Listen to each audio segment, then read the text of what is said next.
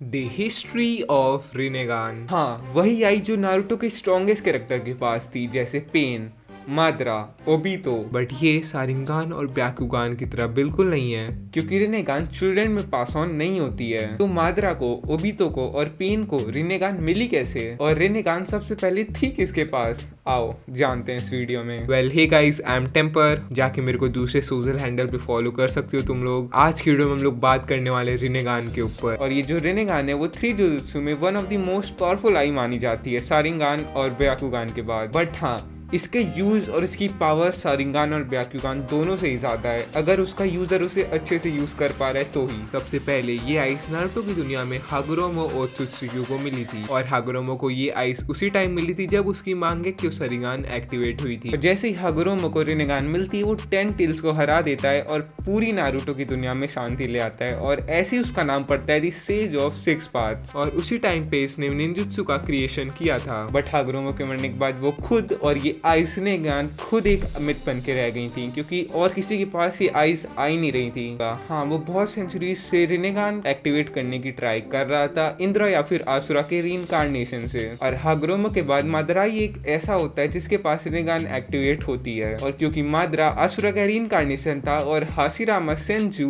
इंद्रा का रीइंकार्नेशन था, तो हाशिरामा सेंजू के मरने के बाद माद्रा उसके कुछ सेल्स अपनी बॉडी में ट्रांसफर कर लेता है, जिससे इंद्रा और आसुरा दोनों के चक्रा मिक्स हो जाते हैं, और इसी से माद्रा को मिलती है रिनेगान। बट हाँ, उसकी रिनेगान तुरंत एक्टिवेट नहीं होती है, उसकी रिनेगान बहुत सालों बाद एक्टिवेट होती है जब वो मरने वाला होता है। और रिनेगान एक्टिवेट होने से उसकी राइट आई भी सही हो जाती है, जो कि इसेनागी यूज करने की वजह से खराब हो गई थी। और सेम टाइम पे काबुतो और ओरोशिमारू को ये पता चल जाता है कि इंद्रा और आसुरा के चक्रा मिक्स करने से रिनेगान बनाया जा सकता है। तो काबुतो माद्रा की रीइंकार्नेटेड बॉडी में हाशिरामा सेंजू के कुछ सेल्स डाल देता है, बट माद्रा की सारिंगान जो की रिनेगान में एक्टिवेट होती है वो प्योर रिनेगान नहीं थी, इस वजह से माद्रा उसकी फुल पावर यूज नहीं कर सकता था। और हमारे 4th ग्रेट निंजा वॉर में जब हागुरोमो सासुके को अपना चक्रा देता है, तो उसकी सारिंगान रिनेगान में एक्टिवेट हो जाती है। बट क्योंकि उसकी रिनेगान में 3 तोमोए होता है, तो अपनी मांगेक्यो सारिंगान और रिनेगान की पावर दोनों एक साथ यूज कर पा रहा था। और हाँ, दूसरे जुजुत्सु जैसे सारिंगान या फिर ब्याकुगान की तरह रिनेगान को भी दूसरे की बॉडी में इम्प्लांट किया जा सकता है। तो ऐसे ही माद्रा मरने से पहले अपनी रिनेगान को नागटो सेंजू की बॉडी में इम्प्लांट कर देता है। और हाँ, नागटो की बॉडी रिनेगान पावर इस वजह से झेल पा रही थी क्योंकि वो सेंजू क्लैन का था, हाँ, हाशिरामा के क्लैन का। और हम लोग पूरी सीरीज में नागटो को रिनेगान यूज करते हुए देखते भी, और वो बहुत अच्छे से रिनेगान की पावर यूज करता है। बट जब नागटो मरता है, तब ओबीतो नागटो की रिनेगान को अपनी बॉडी में इम्प्लांट कर लेता है, पर वो बस एक आई इम्प्लांट करता है, और वो जो दूसरी आई रहती है वो कहीं पर छुपा देता है, क्योंकि ओबीतो को पता था वो दोनों रिनेगान की पावर एक साथ नहीं झेल सकता था। और ऐसे ही माद्रा की रिनेगान पहले माद्रा नागटो में डालता है, जिससे नागटो उसकी पावर बहुत अच्छे से यूज करता है। बट नागटो के मरने के बाद ओबीतो वो रिनेगान ले लेता है, और ओबीतो रिनेगान की पावर यूज करता है। बट लास्ट में माद्रा वो फिर से ले लेता है, क्योंकि माद्रा फाइनल बैटल में रिवाइव होने के बाद वो दोनों रिनेगान खुद में इम्प्लांट कर लेता है। रिनेगान की एबिलिटीज बहुत ज्यादा पावरफुल है, और बहुत ज्यादा एबिलिटीज मतलब बहुत ज्यादा तरीके से तुम उसे यूज कर सकते हो। हाँ, वो यूजर पे भी डिपेंड करता है उसके पास कितना चक्रा है या फिर नहीं है, क्योंकि अगर किसी यूजर के पास बहुत कम चक्रा है तो इवेंचुअली मर जाएगा, क्योंकि रिनेगान बहुत ज्यादा चक्रा पोजेस करती है। और रिनेगान की 6 पाथ्स होते हैं, जिसको हम लोग पेन यूज करते हुए भी देखते हैं। और ये 6 पाथ में पहला पाथ है देवा पाथ, जिससे रिपल्सिव या फिर अट्रैक्टिव फोर्स को अब्सॉर्ब किया जा सकता है। असुरा पाथ से किसी की बॉडी को मैकेनिकली ऑल्टर कर सकते हैं, मतलब उसको कुछ भी बना सकते हैं। ह्यूमन पाथ से किसी की भी सोल एक्सट्रैक्ट कर सकते हैं। एनिमल पाथ से वेरियस एनिमल समन किए जा सकते हैं। नरका पाथ से गेट ऑफ हेल को खोल सकते हैं, और प्रेता पाथ से किसी का भी चक्रा अब्सॉर्ब किया जा सकता है। और उसकी लास्ट और फाइनल पाथ 7th पाथ होती है, जिसको कहते हैं ऑल्टर पाथ, जिससे किसी भी मरे इंसान को जिंदा किया जा सकता है। और ऐसा हम लोग नारुतो ऐसे पेन की फाइट के एंड में देखते भी हैं, नारुतो ये करता है। वेल, रिनेगान की असली पावर तो दोनों आइस को एक साथ यूज करने में ही है, बट हाँ, एक बार में एक आई यूज करने में भी इसकी बहुत ज्यादा इनॉर्मल पावर मिलती है उसके यूजर को। और रिनेगान से इस डोमेनिक स्टैचू की भी पावर यूज करी जा सकती है, जो कि सच में बहुत ज्यादा पावरफुल है। मतलब हम लोग ने हिडन लीफ विलेज में देखा था, और रिनेगान से 10 टेल्स को पकड़ के उसका उसका जिंचुर्गी भी बना जा सकता है। और हाँ, मून की मदद से जो रिनेगान पोजेस करता है वो अपनी रिनेगान को रिने शारिंगान में इवॉल्व कर सकता है, जिससे इन्फिनाइट सुयोमी कास्ट कर सकते हैं। तो माद्रा ऐसा ही करता है, बट सेम एंड पे अगर कोई और भी रिनेगान पोजेस करता है तो वो इन्फिनाइट सुयोमी की लाइट को रिपेल कर सकता है, जो कि हम लोग देखते हैं सॉस्को ये करता है। तो हाँ, आज की वीडियो के लिए बस इतना ही। बाकी बताना मेरे को नेक्स्ट वीडियो में कौन सा एनिमे या फिर मांगा कवर करनी चाहिए। बाकी मिलते हैं नेक्स्ट वीडियो में।